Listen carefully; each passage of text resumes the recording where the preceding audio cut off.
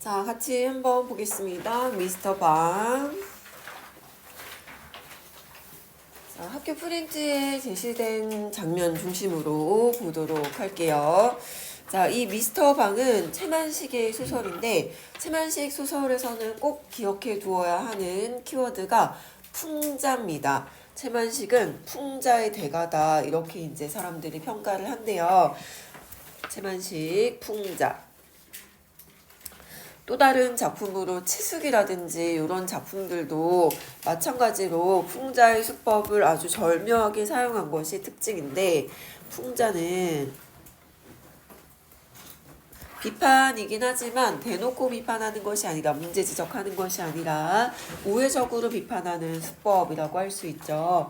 웃음을 겉에 둘러싸고 진짜 의도는 웃음이 스쳐 지나간 후에 뭔가 쎄한 느낌으로 촌철살인의 비판의 내용을 담고 있는 표현 방법을 풍자라고 합니다.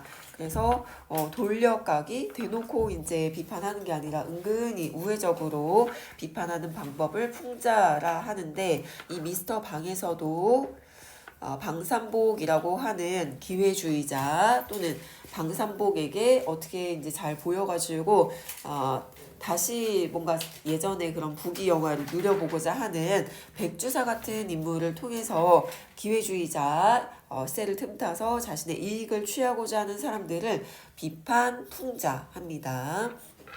그런데 대놓고 비판하는 것이 아니라 인물들의 어떤 행동이라든지 외양이라든지 이런 것들을 좀 우스꽝스럽게 표현을 해서 그 속에 비판의 의도를 담고 있어서 풍자의 방법이 미스터 방에도 사용이 됐다라고 할 수 있어요. 방산복이라든지 백주사를 우회적으로 비판합니다. 백주사. 요 인물들에 대해서 대놓고 비판하지 않고 우회적으로 비판한다. 갈래를 살펴보면 세태소설이라는 표현이 나오는데요. 이 세태소설은 세상살이의 모습을 담고 있다라는 의미의 용어입니다. 세태, 세상살이의 모습을 담고 있다.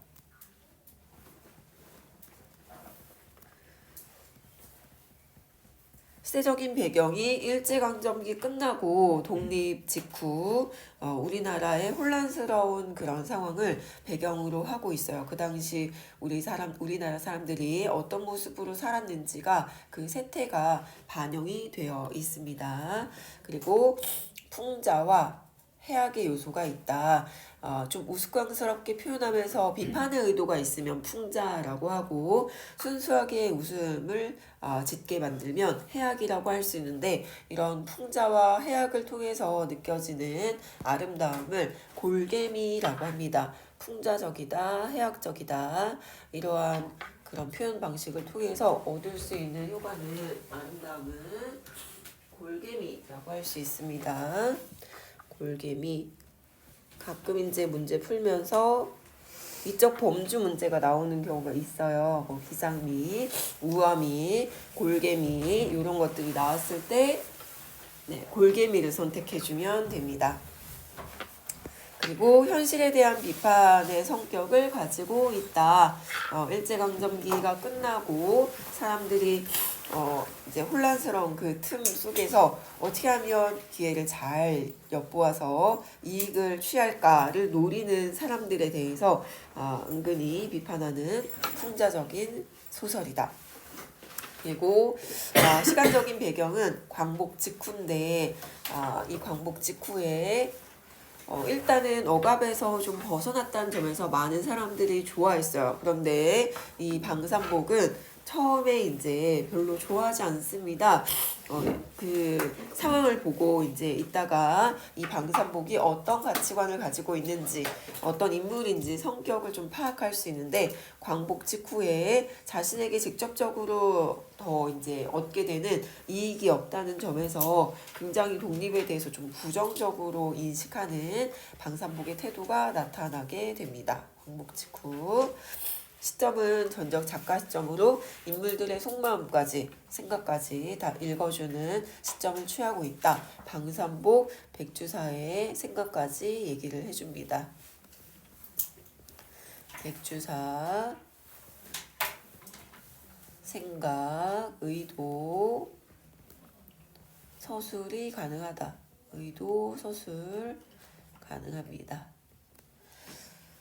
네, 주제는 권력을 좇아서 자신의 이익을 추구하는 그 당시 세태, 세상살이의 모습이라든지 그런 삶을 사는 인간들에 대해서 비판하려는 의도를 가지고 있고요. 특징 체크해두자. 판소리 사설 문체를 취하고 있다. 이게 뭐냐면 판소리를 부르기 위한 그런 이제 여러 대사들을 기록해 놓은 그런 글의 형태를 취하고 있다. 판소리 창자가 노래를 부를 때 어떤 가사로 노래를 부를지를 기록해 놓은 글 형태라는 뜻입니다. 판소리 창자, 노래 부르는 사람, 창자의 말투를 사용하고 있다. 보충 설명을 해준다거나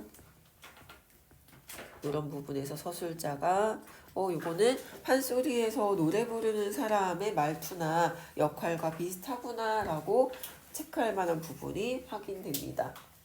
그래서 그런 서술자의 개입, 끼어들어서 좀 보충 설명하거나 평가하거나 이러한 요소들이 확인이 되고요.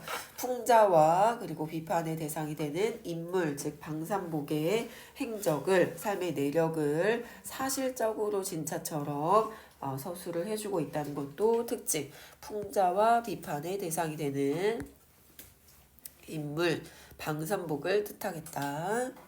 방산복이 어떻게 살아왔는지, 방산복의 삶의 내력, 언제부터 언제까지는 여기 갔었고 그리고 돌아와서는 이런 것들을 했으며 일제강점기가 끝난 이후에 이런 반응을 보였다라는 걸 진짜처럼 느껴지도록 사실적으로 서술 묘사해줍니다. 자, 그러면 한번 내용을 살펴보도록 하겠습니다. 자, 미스터 방은 방산복이라는 인물이 주인공으로 설정이 되어 있어요.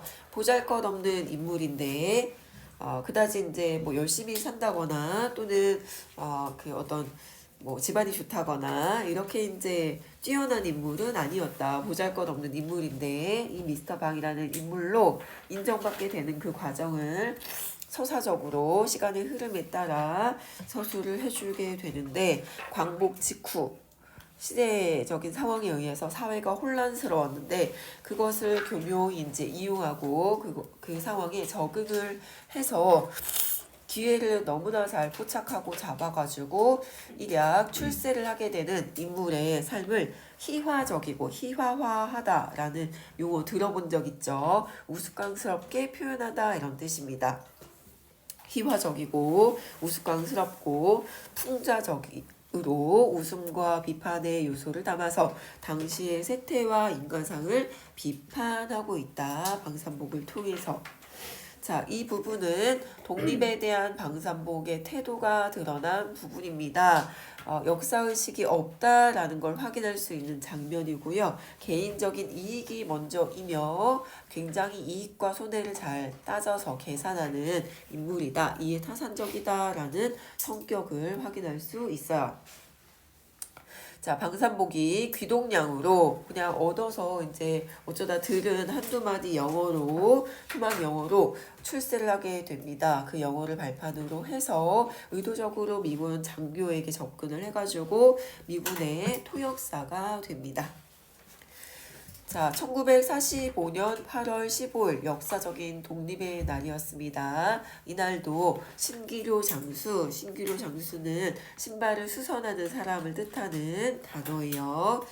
광복이 될 때 방산복이 어떤 처지였는지 직업은 뭐였는지가 제시가 되어 있어요. 신기료 장수는 신발을 수선해주는, 가죽이 닳았으면 가죽을 교체해주고 약간 떨어졌으면 징도 새 꼬챙이 같은 것도 박아주고 해서 신발을 좀 다듬어주는 그런 일을 하고 있었는데 종로의 공원 건너편 응달에 앉아가지고 그늘진 곳에 햇볕이 잘 들지 않는 곳에 앉아가지고 구두증을 박으면서 약간 신발을 수선하고 남의 이제 냄새나는 그런 것들을 계속 만지다 보니까 남들이 봤을 때 좀 무시할 수 있는 그런 위치, 직업을 가지고 있었다라는 걸 알 수 있어요. 구두증을 박으면서 해방의 날을 맞이했습니다. 그러나 삼복은 감격한 줄도 기쁜 줄도 모르겠었다라고 해가지고 별로 이 독립에 대해서 광복에 대해서 감흥이 없었다라고 삼복의 감정에 대해서 서술자가 이야기를 들려주고 있습니다. 삼복에게 있어서 역사적인 일과 개인적인 나에게 일어나는 일은 전혀 별개의 것이었는데 역사적인 일이라 하더라도 나에게 주어지는 어떤 이득이 없다면 그다지 뭐 내가 좋다, 기쁘다 할 만한 이유가 없다라고 생각을 합니다. 모르겠었다. 이제 기쁜 줄 모르겠었다라고 얘기했던 이유는 자신에게 직접적으로 주어지는 이익이 없다라고 느꼈기 때문입니다. 지나가는 사람이 서로 모르던 사람이지만 서로 얼싸안고 기뻐하고 눈물 흘리고 하는 그런 모습들이 삼복은 속을 모르겠고 저 사람들 왜 저러지? 무슨 마음으로 저러는 걸까? 하고 전혀 이해 공감이 되지 않았고 차라리 그들의 모습이 좀 부끄럽게 느껴졌어요. 모르는 사람끼리 어떻게 저렇게 얼싸안지 쑥스러운데 이런 생각을 하면서 공감이 전혀 되지 않았다. 기쁘지도 않았다. 몰려다니는, 몰려닿는, 몰려 뛰어다니는 이런 뜻이네요. 몰려서 뛰어다니는 그런 군중이 오히려 좀 귀찮고 성가시고 만세 소리가 귀가 아파서 이맛살이 찌푸려질 지경이었다. 해서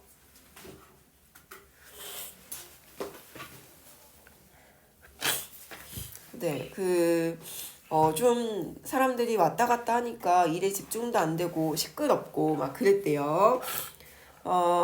평소와 다르게 뭔가 사람들이 막 그런 만세 부르고 뛰어다니고 막 이렇게 하느라고 신발을 고치러 많이 안 와. 그래가지고 좀 오히려 나에게는 좋지 못한 일이다라고까지 생각을 하게 됩니다. 역사의식이 없고요, 삼복이가. 개인적이고요. 굉장히 이기적이다. 자신에게 주어지는 이익을 먼저 생각하고 역사적인 사회적인 일보다도 이해 타산적이다. 이렇게 얘기할 수 있습니다. 몰려다니고 만세를 부르고 하기에 미처 날뛰느라고 정신이 없어서 손님이 없어서 요거 때문에 방산복은 별로 이 독립에 대해서 감흥이 없었던 거다. 오히려 좋지 않다라고 생각했던 이유는 손님이 없어서 손님이 부쩍 줄어서 그래서 이 독립에 대해서 광복에 대해서 별로 좋지 못하다라는 생각을 하게 된 거구나. 그래서 역사적이고 사회적인 그런 상황보다 개인적인 이익이 우선인 그런 가치관을 가지고 있는 인물이다. 그렇죠? 개인적인 이익, 나에게 주어지는 어떤 이익이 있어야 좋은 일이야 라고 생각을 하면서 욕까지 합니다. 우울하지. 독립이 배부른가? 독립이 밥 먹여줘? 뭐가 좋다는 거야? 라고 하면서 사람들이 기뻐하는 그 모습에 대해 굉장히 뭔가 약간 좀 기분 나빠하고 막 그럽니다. 이렇게 그는 속으로 중얼거리면서 반감이 솟았다. 역사의식이 부족하구나. 아무리 이제 지금 혼란스러워서 자기가 구두를 조금 덜 수선하고 오늘 버는 돈이 좀 준다고 하더라도 역사적으로 그것이 어떤 의미가 있는지에 대해서는 전혀 관심이 없는 모습 보이고 있습니다. 그러다가 2, 3일이 지났어요. 시간이 좀 흘렀습니다. 방삼복에게도 삼복에게다운 그의 이제 가치관 성격에 맞는 해방의 혜택이 나누어졌다. 좋은 점이 있다라는 걸 알게 됐어요. 해방의 혜택이 나누어졌다. 실질적인 혜택을 이제 체감을 하게 됐어. 어떤 거였냐면 좋은 점이 10전이나 15전에 박아주던 증인데 수선을 할 때 수선비를 이 정도 받았대요. 근데 광복이 무너뜨리자 순사들이 통제를 하지 않는 거야. 그 이전에는 좀 비싸게 받고 싶어도 순사들이 노려보고 이건 이마만큼 받아라 막 이러면서 굉장히 뭔가 개입이 심했기 때문에 하고 싶은 대로 장사를 못했대요. 그런데 지금은 일제강점기가 끝나고 순사들이 다 사라졌기 때문에 수성비를 마음대로 올려받을 수 있다라는 아주 큰 장점을 발견하게 됐어요. 혼란한 틈을 타서 내가 내 마음대로 엄청 비싸게 수성비 내라 이렇게 할 수 있다라는 걸 알아차리게 된 거예요. 일제히 감시나 통제가 없기 때문에 없어서 이제는 약간 무질서한 상태가 돼버렸구나. 너무 좋다. 이걸 발견하게 됐어요. 10전이나 15전에 박아주던 직을 50전을 받아도 거의 뭐 3배, 5배 이렇게 받아도 뭔가 거기에 대해서 징계를 하는 순사를 볼 수가 없었답니다. 그래서 옳구나. 그렇다면 독립도 할 만한 건가 보다. 나에게 이렇게 좋은 이득이 생기니 이것도 괜찮은 거구나 라고 금방 이제 태도가 돌변해 버렸어요. 자기에게 이익이 되는 것이 있어야지만 좋다라고 생각하는 그런 역사의식, 사고 구조가 나타나 있습니다. 삼복은 직 10개를 박아주고 5원을 받아 넣으면서 이렇게 속으로 중얼거리기까지 했다. 내가 하고 싶은 대로 내 맘대로 장사해도 되는 그런 상황 좋다. 그러나 며칠이 못 가서 삼복은 다시금 해방을 저주해야만 했대요. 또 다시 뭔가 손해가 발생하는구나 라는 생각을 하게 됐는데 삼복이 저 혼자서만 돈을 더 받으면은 지금 앞에서처럼 그 한 개에 막 3배, 4배 이렇게 받아도 괜찮다면 그건 좋은 일인데 이 삼복이만 이런 생각을 하는 것이 아니라 다른 사람들도 그 무질서한 틈을 타서 돈을 더 올려받는 거죠. 재료를 파는 사람들도 더 받아 상관없는 것이 아니라 삼복이만 그런 것이 아니라 첫째 도가 그러면 재료를 파는 도매상이라고 합니다. 같은 장사를 하는 상인들이 모여서 계를 하거나 장사 등에 관해 의논을 하는 집 도매상이라고 생각하면 되겠다. 도매상들이 재료를 팔 때 비싼 값으로 담합을 해가지고 자기들 마음대로 재료값을 올려봤던 것이었다. 직, 가죽, 고무, 실 이런 재료들이 모두 필요한데 그게 기존의 가격보다 5배, 10배 정도 비싸졌다고 합니다. 그럼 너도 나도 다 같이 올리니까 이윤이 남는 것이 그 이전과 비교를 했을 때 달라진 점이 없다라는 걸 알게 된 거죠. 삼복이가. 그러니 신기료 장수는 손님한테 아무리 비싸게 받아봤자 재료를 또 비싼 값으로 사야 하니 결국 도매상만 살찌울 뿐 그 이익이 이 삼복이에게 돌아오는 것보다 도매상에게 돌아가는 것이 훨씬 크구나. 그래서 나에게 주어지는 이익은 소득은 이전과 다를 바가 없다라는 것을 알아차리게 됐습니다. 수선비 가격도 올라갔지만 올릴 수 있지만 도매상에서 파는 재료들의 값도 올라가서 결과적으로 이윤이 남지 않는구나. 소득에 큰 변화가 없다라는 생각을 하게 되었어요. 도매상만 이익을 챙기고 방산복의 이익은 그대로다. 해서 삼복이는 이제 또 다시 투덜거리게 된 거죠. 독립 별로 나에게 좋은 것이 없다. 라고 하면서 이런 예멸 욕을 하네요. 그놈의 경제계는 이 일본인들이 이렇게 통제해주고 하던 그 경제계 공무원들은 도대체 다 어디로 가버린 거야? 독립은 우라진다고 독립을 해가지고 내가 이렇게 고생만 하냐? 왜 왔다 갔다 가격이 오르락내리락 해가지고 내가 좋았다가 좀 좋은 줄 알았더니 아니 실망감이 더 크잖아. 막 이런 생각을 하면서 이 일본인들이 뭔가 이제 그 자리를 비우게 되자 통제가 되지 않고 더 자신의 이익이 줄었다라고 생각을 하면서 이 경제적인 혼란에 대해 탓하는 불평불만을 하는 삼복이의 모습이 제시가 되어 있습니다. 그렇게 시간이 흘러서 이제 9월쯤 됐다고 합니다. 그럭저럭 9월도 열흘이 되고 9월 10일쯤 서울 거리에는 미국 병정이 꼬마차와 함께 그득히 퍼졌다.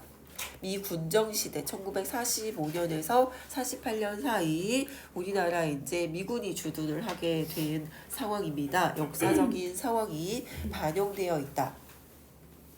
그 미국의 병정들이 거리를 구경하면서 혹은 물건을 사려면서 말이 서로 통하지를 못해가지고 답답해하는 그 모습을 보고 삼복이는 무릎을 탁 쳤다. 깜짝 놀랐어. 그치, 무릎을 탁 쳤다. 아, 저거구나 라고 생각을 했어요. 왜? 아, 저거구나. 통역이 없어가지고 지금 말이 통하지 않아서 미군들이 들어와가지고 여기에서 이제 맛있는 것도 좀 먹어보고 싶고 물건도 기념품 사가고 싶고 생활을 해야 되는데 이 조선인들이 장사하는 곳에 가가지고 뭘 얼마냐고 물어보고 이거 뭐가 좋냐 이런 거 물어봐도 못 알아듣는 거예요. 서로 불통이야. 조선말로 아무리 이제 큰 소리로 얘기를 해도 이게 소리가 안 들려서가 아니라 말이 안 통하는 건데 여기서 보면은 그 조선인 상인은 잘 답답하니까 목소리만 크게 하는 그런 상황이 제시가 되어 있습니다. 말이 서로 통하지를 못해가지고 답답해하는 그 모습을 보고 그 삼복이는 아 내가 할 일이 저거구나 블루오션 틈새 시장을 발견을 했어. 삼복은 종로에서 전차를 내려가지고 동쪽으로 천천히 걸으면서 살펴봤습니다. 어떤 사람에게 접근을 해서 내가 통역사 일을 하는 게 좋을까? 왜냐면 아무 이제 그 미군들은 되게 많은데 아무나에게 접근하는 게 아니라 돈도 좀 있어 보이고 권력이 높아야 하고 그리고 착해야 돼.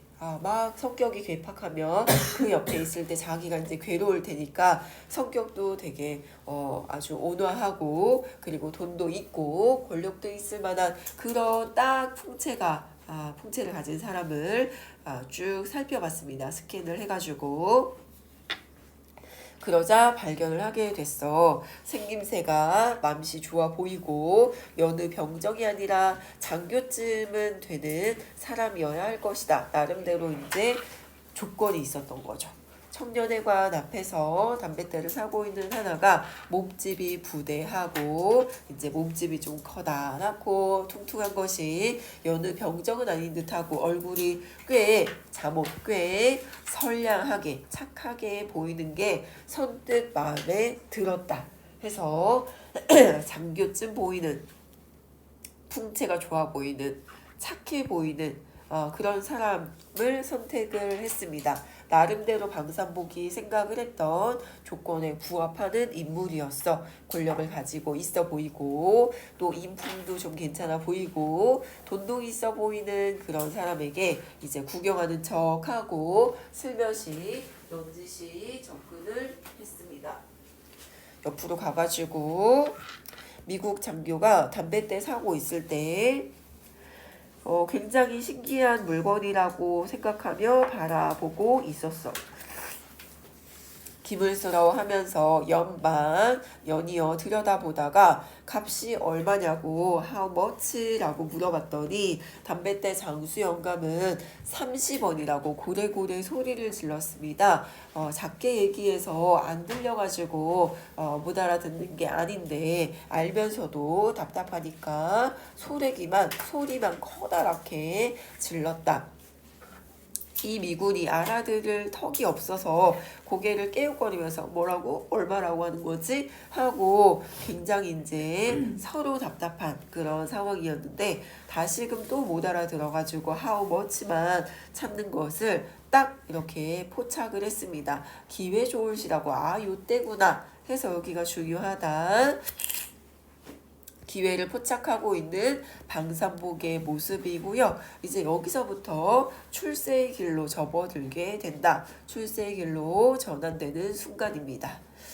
기회 좋을시라고 아주 이런 것들을 감각적으로 알아차리는 그런 성격인 거죠.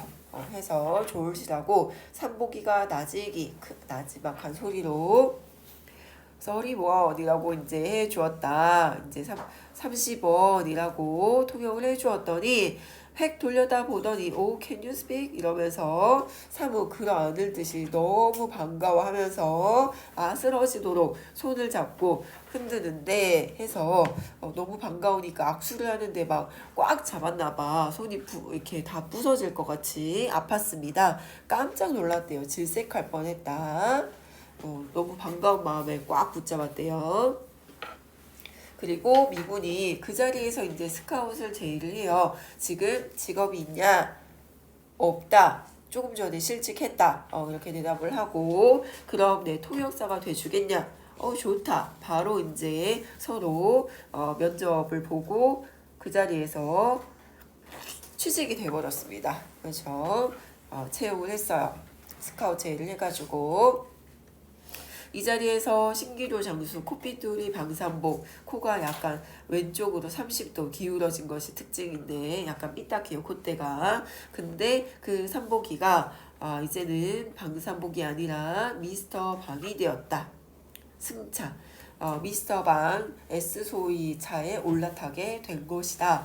해서 여기에서 이제 제목도 미스터 방인데요. 의미심장한 그 의도가 숨어 있다. 미스터 방이라는 표현에. 이 미스터 방은 그 언제만 효력이 있냐면 미국의 권력에 기생했을 때만 효력이 있는 그런 권력입니다. 그러니까 이 S소위가 뒤에서 등 뒤에서 받쳐주지 않으면은 이 미스터 방은 다시 산보기로 되돌아가요. 미국의 권력에 기생해서 얻은 그런 출세 매우 불안하고 언제 잃어버리게 될지 모르는 불안한 권력이다. 자신의 노력과 의지로 이룬 것이 아니기 때문에 불안정하고 언제 끝날지 모른다라는 겁니다. 승차를 해서 S라는 미국 주둔군 소위의 통역이 되었다. 주 페이가 15불 210원 가량의 그런 이제 일을 하게 되었다라는 것이 여기까지의 내용이고요. 잠깐 쉬었다가 이어서 보도록 하겠습니다.